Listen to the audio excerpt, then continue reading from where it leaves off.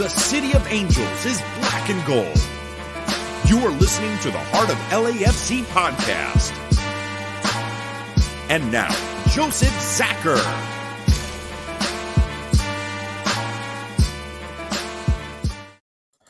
What is good, everyone? It's your boy Bam and Tony here today. Joseph won't be here because he's too busy at the Bank of California jamming out to Imagine Dragons right now.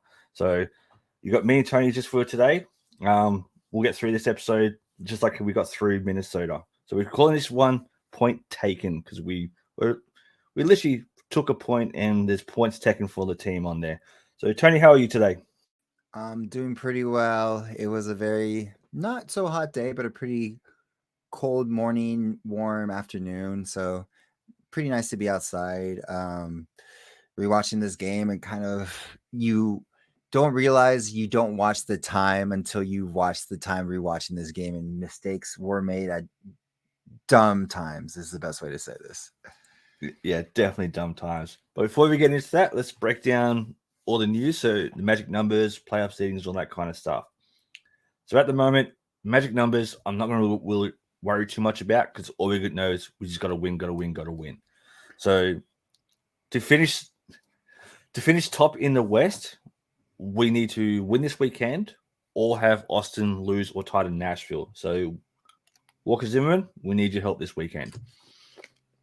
For Philadelphia, we'll get on the East as well.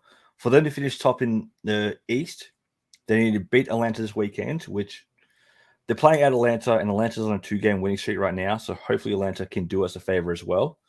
Montreal needs to lose to Revolution, or you can tie and Montreal tie as well. So that's how it goes in the East. As for the Supporters Shield, we need Atlanta's help, pretty much. What it comes down to, we need Atlanta's help. We're at a 33% chance of winning the Supporters Shield by 538, and Union's at 67% chance of winning the Supporters Shield. So we're 2 points behind them. We're even on games. They've got a few games coming up. And what games do they have coming up, Tony? So for us, we have Houston at home, which is this Sunday, as we all know, Portland away, and Nashville at home. Now for Philly, it's going to be, as you just said earlier, at Atlanta, and then they go to Charlotte. And if, say, we need to move forward and we need decision day to see if we're going to win, we're going to need help from Toronto. So our old captain, head coach, Bob, may need to help us out at the last game decision if we don't do what we need to do and we get some help along the way from Atlanta or Charlotte. So yeah. Ben, what are we doing? What do we need to do to just lock the West? Because I know the West is somewhat locked, but there is still a possibility. To lock the West, as I said before, we win this weekend, we lock it down, we've got the West. If we don't win, we need Austin to lose or draw this weekend when they come up against Nashville. So our boy Walker Zimmerman in the back of Nashville's defense, hold Austin out. Had a quick look at their last game, Austin's game, and they had a hat-trick hero come on off the bench in the 52nd minute. So, Austin aren't to be played with, so there are some decent footballers over there. That's the main things we need for that kind of stuff.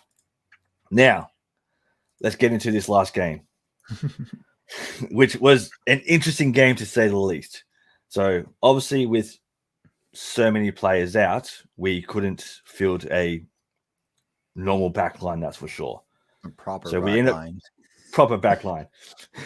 So we end up going with, I know for what's put out, it looked like a 3-5-2, but the way we played was more of a 3-4-1-2. So at the back, we also had Max in goals, Ibiaga and Rillo and Segura at the back, Acosta, Blessing, Sant, Ilie, and Bouanga in the mid, Vela in front of them, and the top two was Bale and Chicho. For Minnesota, they went with the 4-2-3-1 as we expected, with St. Clair in goal, Taylor, Boxall, Cullerman, Lawrence in the back line, Trapp and Arriaga just in front of them. They also came up with Garcia, Reynoso, and Lod, and with Amarilla up the top. So that's the way that the lineups were. Tony, give us some highlights from the game, or as we can call them, highlights. Right.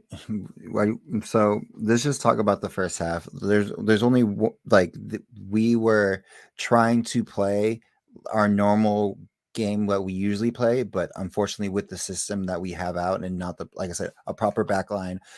Midfield wise, we had the people there that we needed to, and then of course up front we did, but without without like the passing, everything that's moving back, that the chemistry was not there as well. So Minnesota had a lot of opportunity chances. On top of that, for some reason, Pro decided to reel its ugly head again, and I am flabbergasted how Chicho stayed in the game, only got a yellow, and we still have him for this Sunday. Bam, I know you have a lot to say on that, so I'm going to leave it to you for this one part. I'm very hard on refs. I'll admit that I'm hard on refs, especially when calls don't go against LAFC. But I feel for Minnesota, the fact that Chicho was still there at halftime on the pitch is a joke. He should have been sent off. The first yellow that he copped, yes, it was there, a little bit soft, sure. But he definitely should have got the second yellow for kicking the ball, for shooting at goal after the whistle had blown. I'm sorry. No matter who you are, whether you give him a soft card or whatever, that is a yellow card offense straight away. Second yellow, you're gone. Plain and simple. We should have been having 10 men on the field for the second half, plain and simple. That's what it is. This just goes to show on how poor officiating we have in the MLS. In the US, Pro are a joke when it comes to calls like that. Plain and simple. Like, you are professionals. You are supposed to be the best in the country, and you go out and you do stuff like that. You are an absolute joke. It is plain and simple. Pro, pull your head in, especially leading up to playoffs. If we get calls like that in playoffs, what's going to happen? It's going to be an absolute shambles. Yeah, maybe it's to make up for last game, so we finally got on the good side of the referee as much as we could, because again, Chicho, from literally, he was frustrated with the ref, as we all were. It was the ref was inconsistent. There were some fouls that should have been fouls, but he said play on. I guess hard tackles. I don't know. Again, I know the game of the MLS has changed over the years, the physicality and everything like that. So, which is good. Again, still growing league, and I wanted to get better so that way we don't keep getting this retirement league bullshit. Sorry, bullcrap. Sorry for cursing on friendly. So again, it was good that we kept him. Unfortunately, it kind of also bit us with Chicho still being there, was because of Kalman scores on a corner kick, and literally unmarked, kind of, because Chicho was marking him, but as you can see, this heightened disadvantage between Chicho and Kalman. It looked like literally Kalman jumped up, had his hand on Chicho's head, pushed him aside, easy, pushes him up, 1-up, and we're down a goal going into the half. Yeah, like the first half, like at that stage with everything going on, yes, I knew close to half time, but Dollar should have just yanked him straight away. Just pull him off, get him out of there. You know, he was getting frustrated. You know he was going to do something silly. You could see something was going to happen, and just get him out of there. Like, as you said, going from the last game, how we copped the red card earlier on and didn't help us, it doesn't make it right to me that he was still on the field this time. You call the game how it should be called. If it's there, you call it plain and simple. You do it. It's what it's all about. It's all about consistency and being fair. You can't turn around and say, oh, we're going to give these guys a bit more lenient because we robbed them the game before. That doesn't make up for losing points the game before, plain and simple. So going into the halftime, we're down 1-0. At halftime, we do make this swap. We bring on Sifu for Chicho. And then what goes on from there, Tony? Honestly, pretty much the star of the show, 100% of the whole game on our side.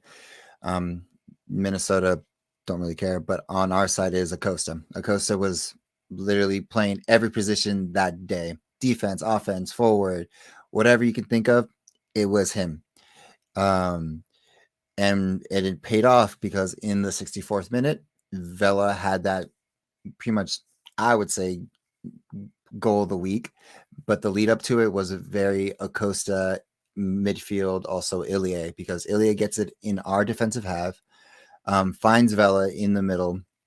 Vela quickly passes it to Acosta, and it was it was a give and go, but a very slow give and go. And what I mean by that, it was Vela passed it to Acosta. Acosta starts dribbling up. Vela starts going for the go to go into the middle, and he kind of like not reset, and then passes it to Vela, and then just had that golazo of a goal. The left foot of, as Philly says, God shot it, and we ended up scoring, putting us back 1-1.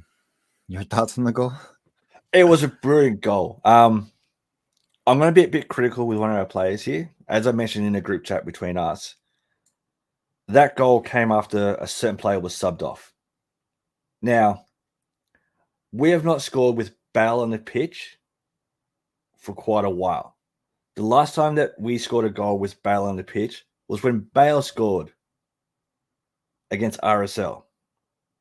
So, is that something that we got to think of too? With Bale being on the pitch, we don't score goals. With Bale off the pitch, we score goals. That's something we got to start thinking about too. Like, don't get me wrong, Bale is a great footballer. He can be a really, really great footballer. But as a team dynamics, should we be starting him, then taking him off at halftime, or only bring him on with 10 minutes to go when we're up 3-0 per se? Bale, again, we have to talk about like also all our signings at this point, because I think expectation of all these signings we were really high on. You know what I mean? Tello, Buanga, and Bale. The only one that's actually paid off, of course, is Chiellini. You know what I mean? He's a rock in the back. When he's back there, nothing really gets through. It's literally has to be a very crucial mistake for them to score against that backline when he's back there commanding it. But Bale has not, I guess, been the Bale that I've known from Real Madrid before he got benched and everything like that. And again, that could be from him not playing a lot of minutes of Real Madrid and not being in form, yada, yada, yada. But with this much time and actually getting playing time, you would think he'd be doing well. But again, it also shows how strong the MLS is becoming, because before you can bring someone around his age who's still, quote unquote, in his last years of prime, a couple more years left in him, and 6 years ago, a year ago, he would be dominating. But since the quality of play has been up, you just can't just jump on in and be like, let's do this, like I got this, and got that. And again, Buanga has shown some light, but not enough to have the hype behind him. And Tello, again, time will tell. It's only been 2 games that we've seen him play, and it's not been a good measuring stick to see how he's going to do. Yeah, exactly. And also look at too, like with this last game, it wasn't Buanga's best game, but he wasn't in his normal position where he would be. To me, this last game was really we need to do something to cover to try not to lose.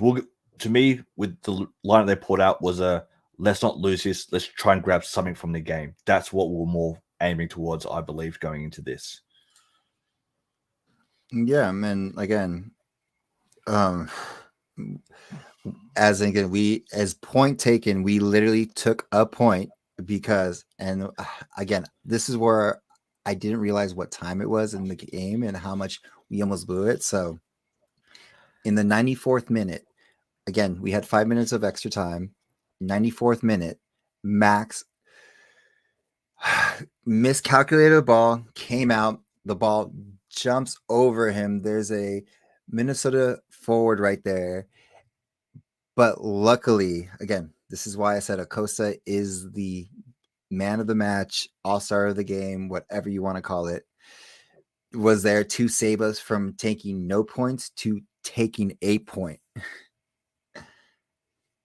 Exactly. It was when he came out and jumped up and he missed the ball completely. He just misjudged the ball bounce, misjudged everything. I looked at it and went, that's it. That's game over.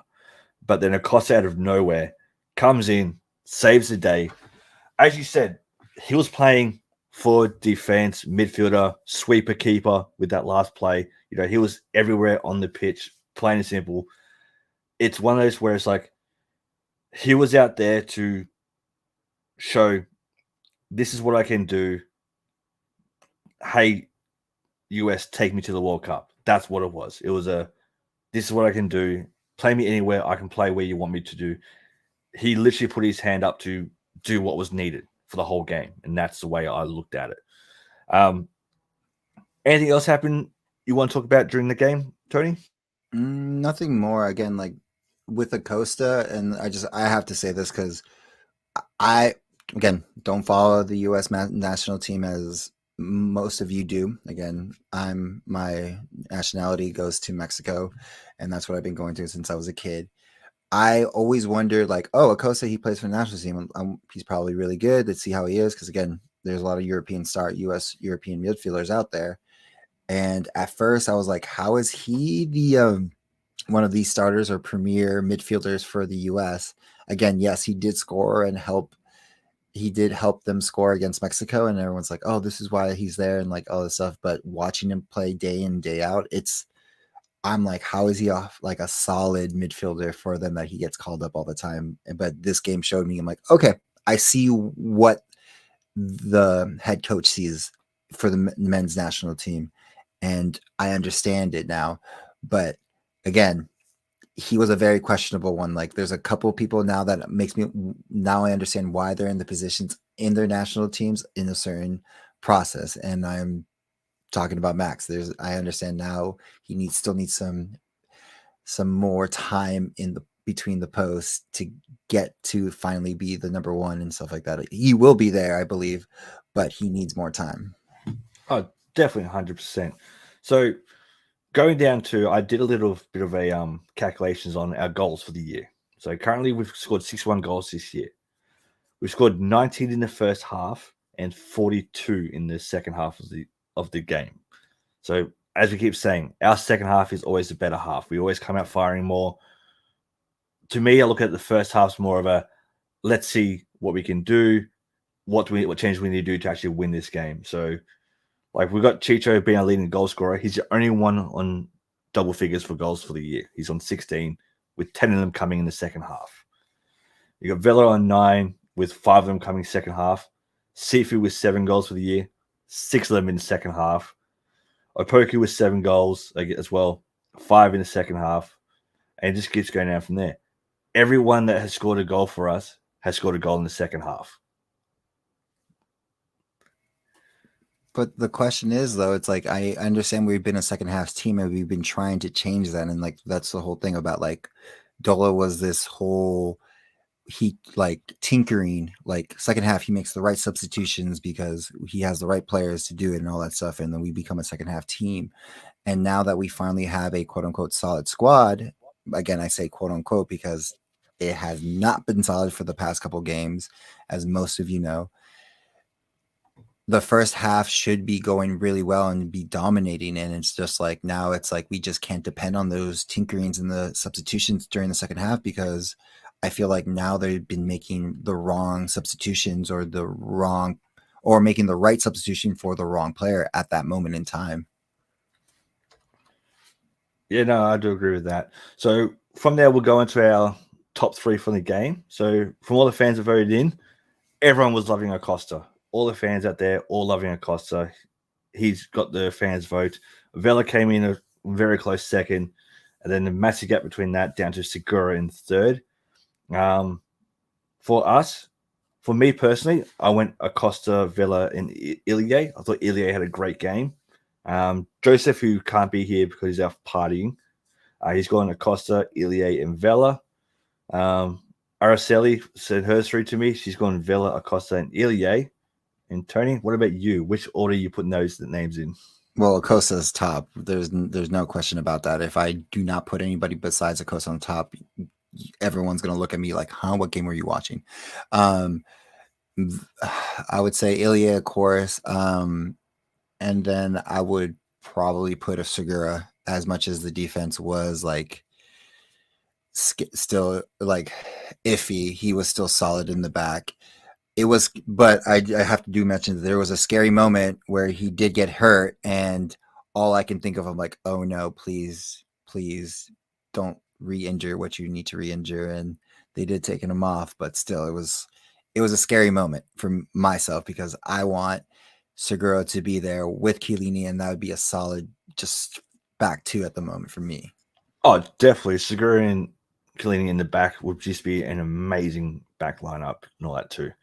Shall we move on to some listener comments now? See what everyone's saying. Yeah, it seems like they've been popping up recently, so let's go. Yep. All right, we've got It's Ghibli. Yo, what's up? We've got Christopher Gomez in here. Juan Villa is in here. Burke, what is up? Get ready for the match day Sunday. For me, it's Monday, so unfortunately, I'll be back at work that day, so I won't be watching it live, but I'll definitely be catching it. What are you, Tony? You all ready for Sunday? I am ready for Sunday. I'll be working that day and then rushing straight I'll get off at 12, so I'll be rushing straight to have the fun that's going on during Sunday, and then also ready for the game because again, we have to win, and I'm looking forward to. We're in the fortress. We've only had one loss at home, and we have to continue this up, and we have everyone quote unquote back. Exactly. Like everyone's back. We're back at the bank. It's perfect for everyone. Mark Lopez coming in. 99 is not impressing. Saw a lot more from Tello in the few minutes he was in. For this game, yeah, I'd agree he wasn't that impressive. But you look at, he wasn't up front where he normally is. He was in the midfield holding that down. For where he was, he did what was required of him. Is he better than that? Definitely. That's the way I look at it. But you got to look at it too. This game was a 3 names on the board, and where they stick, that's where they play pretty much. You know, losing 3 of our best defenders, it's hard to do that. We've got Roman in here. Raymond, sorry. Mark, that save from Acosta was so clean. It was. But then comes the next question. If we've used all our subs and Max goes down hurt, who would you have in goal? For me, if Acosta's on the field, I'll chuck him in there. He seems to know what to do, cleaning up the back. No, this is not old MLS because man, across the way there was a player who could play every position. They did that once. This MLS, you cannot just do that at all. True. If it's not him, you have to put in the volleyball player Chiellini in goals if anything happens. Are you guys gonna literally leave out Mac Daddy out of the goal? He is like I said, he should be a starter. Yeah, but if we've used all our subs and we can't sub on another player, you got to chuck someone in there. We got Christopher Gomez in. Segura's playing pretty good again to see, which is great. Seeing him back to how he is, he's only going to get better than what he is now. That's definitely for sure. Mark Lopez comes in. Dolly is still experimenting, but we need to hit our final form now or we'll fall quick in the playoffs. I would tend to agree with that. You look at it too, going with all the big names we've brought in, we've got to work out that they're got to somehow match together. So to do that now before we hit the playoffs, I think it's a better option. Honestly, I think we shouldn't even Chiellini has come into team has molded himself into the starting lineup and works well with everybody, which is fine. The Bouanga still up in the air. Tello again, he's still new. Bale has not shown that he should be starting at the moment right now. So I would just go with your tried and true that's been winning before they came in. And if they can't make their way onto the starting lineup, use them as a super sub and use them for that power to quote unquote sorry for the quote unquote every time, but to scare opponents because they'll be there and they'll be fresh, and most teams can't put out those kind of players. We have an abundance of goodies at the bench on and off the field. So why don't we use that to an advantage and get the people who got us here to pretty much first place in the West, was first place overall, and then move on forward to the playoffs, and then next year have a full preseason and see who our real, like, true final form is. Yeah, no, I agree with that. We've got Daniel in here. The new LAFC anthem dropped on YouTube about an hour ago. Yep, that dropped just before we went live. So it's good to hear that. Here's a question from Mark, which is interesting. Who is your final form starting lineup? For me, I'm going to start Max in goal. That's plain and simple. Clini, Segura, Palacios, Escobar in defense. Mid, Sifu, Ilie, Acosta. Front three, Chicho, Vela, Opoku. To me, that is our strongest with chemistry and all that. What about you, Tony? You said Chicho, Opoku, Vela up front, right? Yep.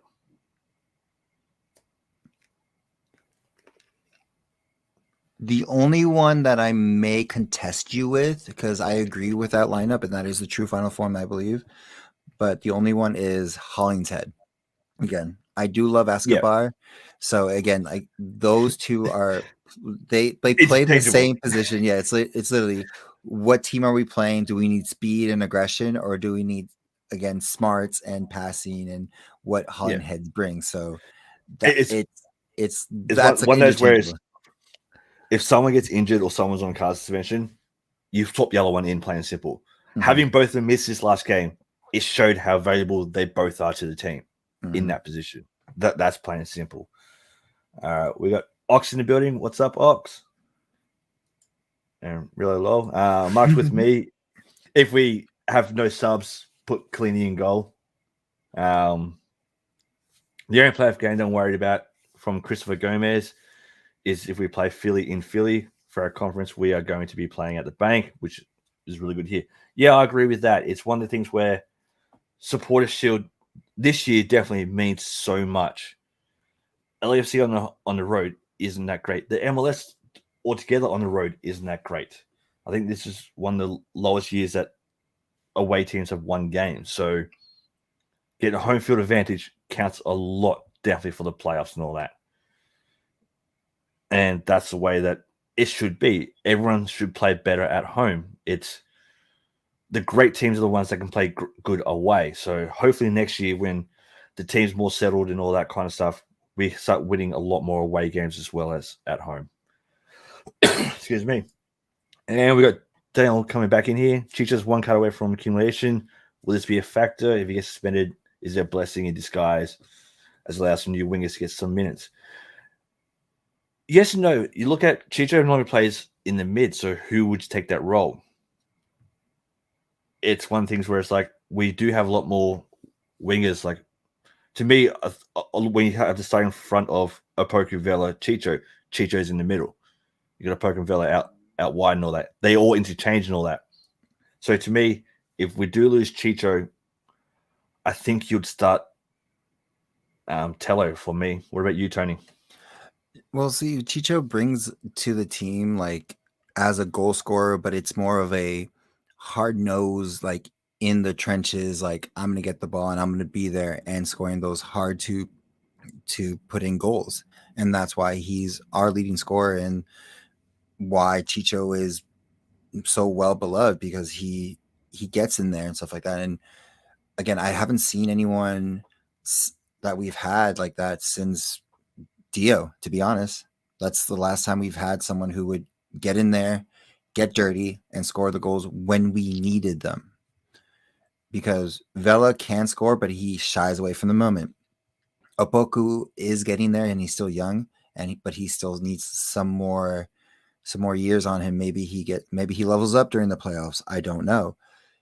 And the other two, again, they're still questionable of what they're going to bring and how their play style is. Again, they play in different leagues, and you can watch their highlights, but when it comes to in this system, in this team, we don't know.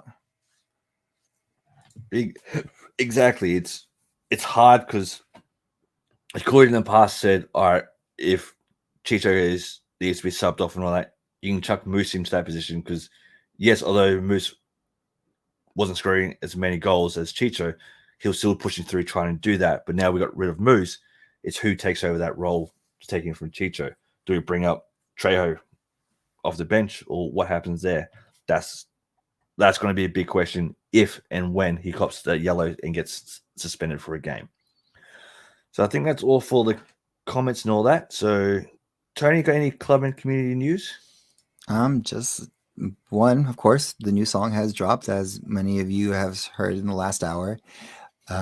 For those lucky few that you guys were at the 3252 watch party for the last game, not Minnesota, but the one on Saturday, you heard the snippet, you heard the full song, and I loved it. It's one of those like walk out, get hype song kind of thing. What do you think about it, Bam? I only heard it once before we went live when it dropped, and to me, it's different to all the hype songs we've had so far. Like all the ones from Sticks and all that kind of stuff. It's different, but I do like it. It's going to definitely grow. It's that more upbeat, more of a dance style, which I think is going to be really interesting to see how everyone out there thinks of it. That's for sure. I feel like it's more hype dance style because it's like I think it just brings me back to the Travis Barker album because it's like with like System of a Down and like of course DJ Flick with his musical talents that he has, and of course Be Real is Be Real. There's nothing that it's like that, but I feel it's like a good like I don't know. I would mosh to it, to be honest. I could see myself doing it as well. But overall, again, we have one, now we have two, we have three. So maybe we'll keep going. Let's see what other songs can come out from the woodworks. Whether it's even if another DJ Flick Be Real song, or it's someone from the 3252 that decides let's put a song together type thing. We'll see what happens and we'll go from there. But at the moment, it's really good. Any other club and community news you can think of? Of course, we have the big game this Sunday, or most of them are going to be all big because we need those points to get home field advantage throughout. The first one, of course, is LAFC is doing their fan fest again. So it starts at 3, ends up until game time. You know, it's for, I call it the casual tailgate because it's for people who are fans and want to tailgate, have fun before the games. They feel intimidated by us, but we're all very friendly. So it's going to be like what I think $5 beers, $6 micheladas, so on and so forth. They always have specials, and they also have giveaways during that as well. But the big one for us, and it should be for overall, is 3252 are collaborating on one big tailgate. It's going to be Taquitas. I'm going to just butcher that. Sorry about that. Tailgate. And pretty much it's $20 donations, all you can eat, street tacos and quesadillas. It'll start at 11 a.m. 11 a.m. And it's pretty much all the donations made through this is going to the Mo futsal court.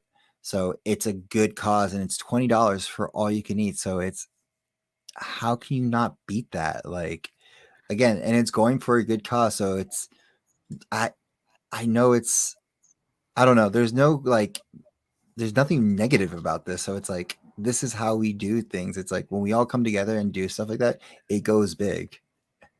Yeah. Like $20 where you can eat food. It's win-win for everyone. It's money going to a good cause. It's going to be good food because there's never bad food at the tailgate, plain and simple. There's never bad food. Like all the times I've been over there, when you go into a tailgate, everyone's got something, normally something different cooking, but there's everyone together cooking the one thing. It's going to be an amazing thing, and it's for a good cause. The money is going for a good cause, and that's all there is to it. Oh, but it's also you also it is all you can eat. Also, you also get agua fresca as well. So you also do get drinks as well, which of course there's beers everywhere around there. But Yeah, agua fresca is always good, especially on hot days like it's been the last couple of days. So it's refreshing. It's good. It's good for you. So exactly. It's win-win for everyone that's going to be there. And because I can't be there, you guys got to go eat my weight in food and do all that for me. Any other club and community news you can think of? not at the moment. No, I think we covered most of it. Yeah. Do you have to give a shout out to Kellen Costa for being selected for the U.S. men's national team for the friendlies against Japan and Saudi Arabia coming up? That got announced yesterday. Do you have to say that your World Cup, the USA World Cup tops look trash? I hate to say it, but they do look trash. They look so bad. If anyone says they look good, you're drinking something that share it around because it doesn't look that good. The only good Nike top I've seen so far is the Nigerian one, and they're not even going to the World Cup, which is disappointing because it's an amazing top, like always. Brazil's has a good one though. Is Brazil Nike or? Yeah, Brazil's Nike. Brazil has the classic yellow with the collar blue. It's like the classic Brazilian like logo, and it's still good. And there's some other good ones in there, but again, I feel like Nike just kind of said F the World Cup and we're just gonna go bland, and they just butchered it, and it just so I'll put this all in the viewers right now and the listeners' head who are listening on the pod after the fact. Yeah. Look up the Stay Puft Band from Ghostbusters, and then look at the U.S. men's national team, and then it's one and the same. It's one and the same. Let's be honest, it is really one and the same. But no, like it should be because of the way that Nigeria does brilliant kits, and there's never been a bad Nigerian kit. Let's be honest, their kits are always amazing. That should give them guaranteed entry to every World Cup. I'm sorry. The world needs to see their kits every year, every time of the World Cup. They unfortunately aren't making this World Cup, and they've dropped another banger over the top. So, to me, they should be in there because of that top, regardless. Well, yeah, because it's like what Adidas did great with all their representatives for the World Cup, and then Puma did well as well. And now Nike. And then it's like you first saw like Adidas. Okay, this is the bar. Pumas were there. Nike, like what the fuck? Like you could have not done it for the other people, but this is the USA. Like, come on now. Like you are a US team. Like you are US factory, US owned company, and you literally ish the bed. You literally ish the bed. Like Germany, Adidas did well for Germany and made great kits. And they're a German company. But you can't do that for the US of A. And then on top of that, I hate as most of you haven't seen it or have seen it or haven't seen it. The women's national team have the same jersey, and they decided to put, since the crest is in the middle and very high, they move the patch that you're the World Cup winner to the side, and it doesn't make sense and it doesn't look right to me. Yeah, I've seen a little photo of that, and it just doesn't look that great. I'm sorry. I feel sorry for the women's team, who by far are the better team out of the two in the States, and they just got given that, and it shouldn't be done. That's for sure. Yeah. So enough World Cup and Nike bashing. So let's move on to the Black and Gold Vinyl Club, shall we? Yes. So Joseph is usually the commander of this and has a good saying of who should we pick out. And again, we were trying to figure out because everyone was saying we should do Prince, and we've already done Prince. And lo and behold, I was able to find Bob Dylan from the 1983 album Infidels. Don't Fall Apart on Me Tonight. Sorry. Don't Fall Apart on Me Tonight, which literally is, if you listen to that song, it was for the lyrics, and I think it's in the chorus, is what almost happened last night. It was just the perfect song of they almost failed us and fell apart on us that night. Yeah, like when you brought up in back of house before we came live, like the chorus, it goes, "Don't fall apart on me tonight. I just don't think I could handle it," and that's where it was going. Don't fall apart on me tonight. Yesterday's just a memory. Tomorrow is never what it's supposed to be. So it's a perfect song for the game, for the way that we're going at the moment, for everything. Just LFC, don't fall apart. Let's keep pushing. Let's go get that cup. That's definitely what we're going to go for. Exactly. So again, Bob Dylan, can't go wrong. A legend in the music industry as well. So again, if you want to go listen to some Bob Dylan, have a nice smoke or a nice beer, that's a perfect that's a perfect album to do it. And of course it's Bob Dylan. So exactly. Even if you're not a fan of that song or some of his songs, just sit there and do a best of, just sit at the back, especially on a nice warm night, and just relax, have a couple of nice drinks and watch the world go by. Mm-hmm. Now let's talk about our next game, shall we? We have Houston. So, yay, Texas. Tony's favorite place in the world. So yes, the last 3 games. So normally I do the last 5 games with Texas for the run of form, but we played them 4 games ago, so I'm going to talk about their last 3 games. The last 3 games, they have 1 draw, which was a 0-0 home draw to SKC, 1 loss, which was a 2-1 away loss to Seattle, and the last game was a 3-1 win over the Revs. Tony, give us a good and bad, the ugly for them. We've really just faced them again, so nothing has changed too much besides that. Again, the good part, haven't won an away match in their last 5 games, so that's a plus for us. They're ranked 20th in goals per matches. They're ranked 18th in goals conceded per matches, so they're a very defensive team. Now us, we have everyone back. Everyone's healthy.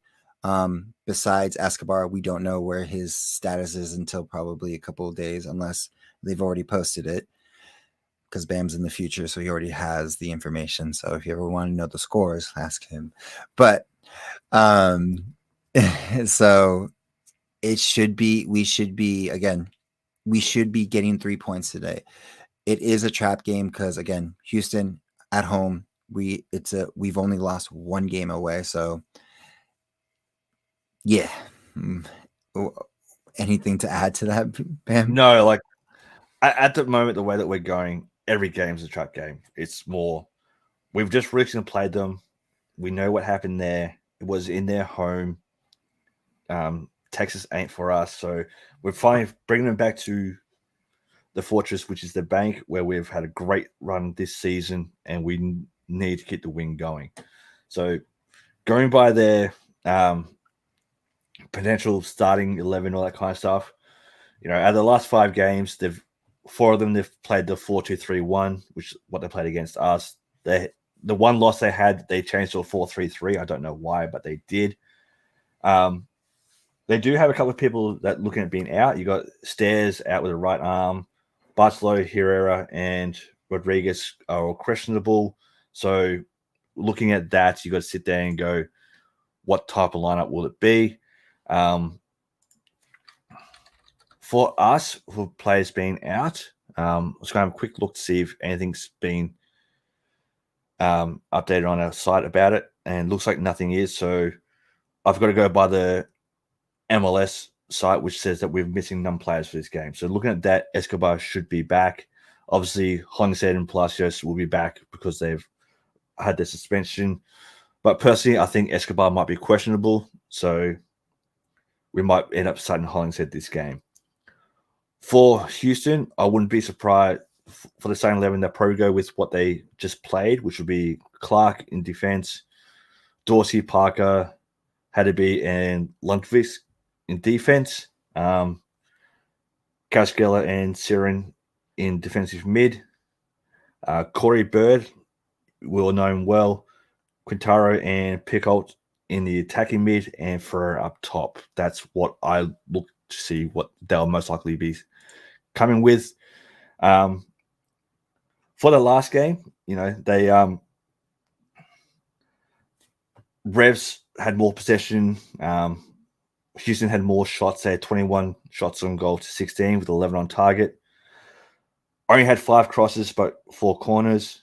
The fouls were fairly even. But the total team goal was expected was 4.5 to Revs 2.1. So for me, excuse me, going by the last game, they're a lot more on for attacking and all that kind of stuff. It's going to be interesting to see what happens with our starting lineup. So Tony, obviously Max is going to be in goal unless for that little minor slip last game he gets benched, but I don't see why we'd do that. So Max definitely be in goal. Who should your backline for this game? Well, it's again we go back to the game before Minnesota, and that was supposed to be the true form of what the starting lineup is going to be moving forward. And it was, if I remember right, it was Escobar, Chiellini, Segura, and Palacios. Unless it was Hollingshead, because again, the interswitching of those two, but that's going to be the main, I believe, moving forward. If yellow cards, red cards, that's a Dallas game you're talking about, where Hollingshead got red carded earlier that game. Mm-hmm. So yeah, to me, I look at it will be Chiellini, Murillo in the mid, Palacios outside. If Escobar's fit, he'll start. If not, it'll be Hollingshead. Mm-hmm. So that's where I look at that. Who you got in the mid? That's literally a no-brainer. It's Ilie, Acosta, and Sifu. I'm not changing that lineup at all. No, that midfield is by far our strongest midfield. Now comes a big question: who starts up top? I would say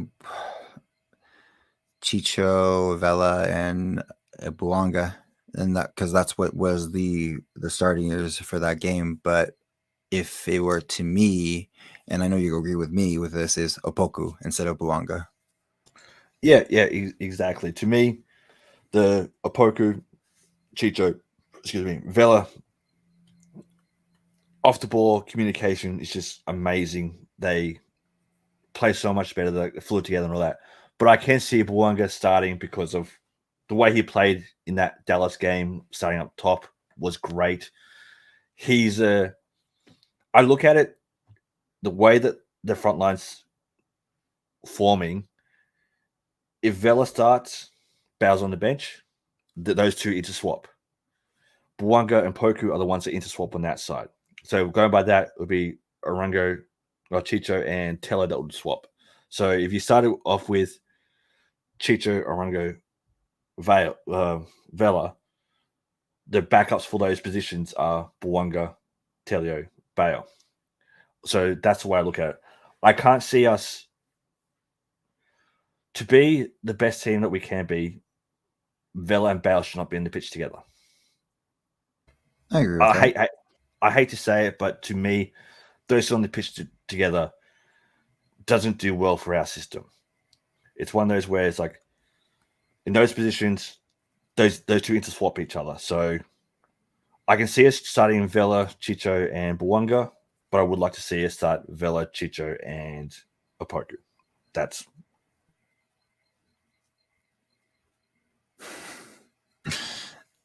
excuse me. Now, so, I have a question for you, actually. I know usually we don't have like these conversations with this because, again, Joseph, well known to his tactics and everything. But what do you want to see from LAFC in the first half? Because, again, that is our biggest Achilles heel at the moment, is starting off slow and there's something not connecting in the first couple minutes. Yeah, no, I agree. For me, the first half, I want to at least score first. I'd like to see us score a goal early. I'd like to see us score a goal within the first 15 minutes. I think that if we have the right lineup there, we can score a goal in the first 15 minutes. If we can do that, I think we'll be able to sit back a little bit and work out what Houston would do for that last 30 minutes of that half, and then make our normal halftime adjustments. But I do want to see us scoring early and taking that lead into at least halftime. I agree with you with that. I would love a goal in the first half just so we can get that off going strong moving into the second half. But I just want to see the chemistry actually just well in general with everybody from our defense all the way up, even to with Max communicating well back there as well. And so as long as we can do that in the first half, I'll be happy I'll be content is the best way to say it, with us not scoring and going 0-0, but having the confidence knowing that we can score in the second half. We are strong with it, but scoring in the first half would alleviate that pressure from moving forward. Oh, it will definitely. So the MLS have released the rest for this round. It's interesting. I actually do like this ref. This guy, he unfortunately is a bit old. He's 55, but he is fairly consistent with his refereeing, and it's Kevin Stute. Kevin is the ref for us this round. He's only done 5 games in the middle so far this season. He's done a lot of VAR work, so he's still very much involved in games. 60% home wins, 0 away wins, and 40% draws, averaging 21.6 fouls per game, 2.4 yellows, and he hasn't given a red card yet this season. Much doesn't change overall. It's 53.4% home wins, 18% away wins, 28.6% draws, with 22.96 fouls per game, 2.73 yellows, and out of those 161 games, 0.17 red cards. First LAFC game this year, but he's already done one Houston game where Houston got thumped 6-0 away to Philly. Overall for LAFC at home, he's done 8 games. We've won 75% of those games, averaging 2.38 points per game. Houston, he's done 9 games for them with 11.1% home win, 55.6%. 11.1% wins for the 9 away games he's done. So he doesn't really like Houston. He likes us at home. So for me, I do think he's a good ref. So I'm really looking forward to seeing how he does his game. That's how it is for me. So with that, I am looking forward to seeing how he refs his game. If he lets a lot of stuff goes, or if he doesn't like to bring out the yellows, that's for sure. So to me, hopefully he lets the game flow and we actually get a decent game. I'm more a wait and see kind of guy. Doesn't matter who the ref is. We'll see how it goes at game day. Yeah, but to me, you know me, I like those little stats and all that kind of stuff. I like looking into it. Like, he is one of the older refs going around. Like, he's 55 and he's still going out in the middle. How it makes you think, how bad are the refs coming through the system that they're still putting a 55-year-old out in the middle? Like that's the way I look at it. So for me, it's going to be interesting to see what they all come up with and all that there. Okay. All right. So we'll get more into some more listener questions. See what everyone's thinking out there. Hot takes. Where were we? Here we go. Christopher Gomez. We have Trejo. Yes, we do. Hopefully, I'd like to see him get some game time soon. What about you? Again, I'm the Trejo fanboy. I would love to see him get into a game and see what kind of striker he is. Again, he can score. He's showed that in the USL, and hopefully he can go forward and be one of our top scorers moving forward in the future. Definitely. If what I've seen from watching some of the Vegas games, if you can bring that to the MLS, he's going to be great at scoring goals. Mark Lopez, I was hoping Zibbit will be on the new song. He might be on the next song. You never know. I was thinking that too. I was like, when I knew they were making a song, but I didn't know if Exhibit was going to hop on that one too. Would have been sick. Not gonna lie. Oh, definitely. Christopher Gomez, talking about the World Cup tops. Adidas popping off like always. Yeah, Adidas does. Chris Gomez Gans, I can't tell you who did worse, Puma or Nike. Nike. Yeah, I would say Nike there. And finally, we got from Mark Lopez. How did Escobar get hurt? He ran his head into a locker out of anger after the game. Maybe, but with head stuff, to me, don't rush them back. Besides the heart, the brain's one of the most important um, body parts we have, and if that starts to go, it's just all downhill from there. Like I've gone through family members with Alzheimer's and all that, and it's just not good to see them people losing their memory and all that kind of stuff with brain stuff. So if anything with head happens to players, especially our players and all that, if they need an extra week off, just give them an extra game off, plain and simple. So for me, with this game, with Escobar was out last game, I think just put him on the bench to begin with. What about you, Tony? I would say put him on the bench. Have, like I said, Hollingshead, and don't rush him in. Again, head injuries are a big, important aspect to health. Again, it's one of the most important organs in our body. It literally controls everything we do. So if that goes, it's not good for him. And overall, like I said, you look at the NFL and how many head traumas have happened over there, and what that could lead to potential suicide and everything like that. So hopefully he rests and he gets better, and we can have him for the long haul in the playoffs, because he is a playoff player.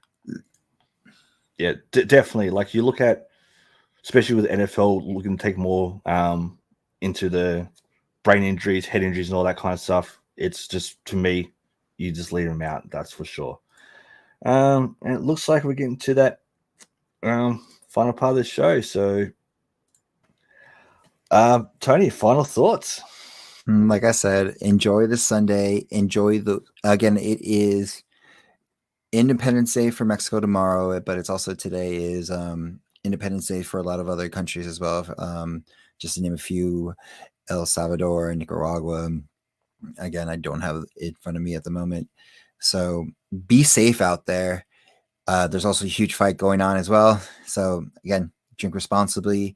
But if you do, also there is a Mexico versus USA indoor soccer game that's happening in Ontario. If you guys want to see some soccer right before the game, that is perfect opportunity time. Philly will be commentating during that game, and also Scarf will be there as the PA announcer, so it should be a fun game. And also they believe they also announced the new logo and name for the Ontario Fury during halftime, so you finally get to see what the new rebranding is. Of course, for people who are traveling to San Diego to watch Angel City play the Wave, be safe out there. They don't have covering, so hopefully it is a cool day, not a hot day. So show them, black out San Diego. Show them how real supporters should act, and not bubble machines and all that stuff. And I'll leave it enough, like I always do, is mental health checks. 100%. It's one of my big projects this year, especially from what I've been going through, what a lot of people have been going through in their stories I've heard personally or from other podcasts. Check up on your friends, check up on family members, make sure they are okay. That conversation could go a long way. And yeah, let's get those 3 points, get closer to wrapping the West and wrapping Supporters Shield for us, so that way we have home field advantage throughout the whole playoffs. Exactly. Like mental health is one of the biggest things that we've all been advocating for, all that kind of stuff. The countries for Independence Day today, you got Costa Rica, El Salvador, Guatemala, Honduras, and Nicaragua. Mexico tomorrow. So all those out there, look after each other, be safe. Everyone go to the game this weekend. Yes, there's going to be all you can eat, $5 beers, all that kind of stuff. Just pace yourself. Remember, have a beer, have a water. You want to be able to remember the game and not wake up the next morning and go, what happened? We're all there to help support the black and gold, do all that kind of stuff. Looks like there's going to be a nice little power hour from me and Tony here for today's episode. Remember this weekend, look after yourself, look after each other, drink responsibly, gamble responsibly, have fun, and protect your mates. That's the big things to say. And with that, Tony, how do you always end the episodes? Stay golden. And from me, stay golden.